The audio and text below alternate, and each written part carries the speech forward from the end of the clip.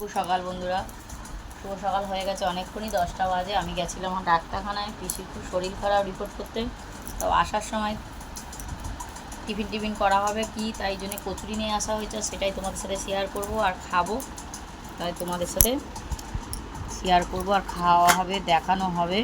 দেখো এখানে কচুরি নিয়ে নিয়েছি, আর এখানে তরকারি আলু মটর দিয়ে বানিয়ে দিয়েছে,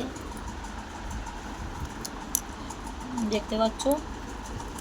আর আমি খাচ্ছি, তারপর কাজ করব।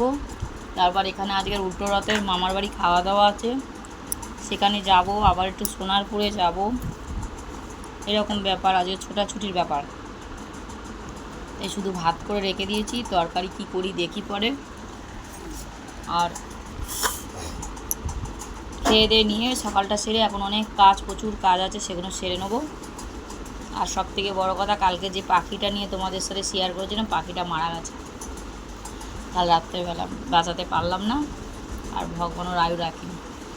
তো টাটা, আমার সকালটা এইভাবেই শেষ হলো, আর তোমাদের সাথে শেয়ার করলাম।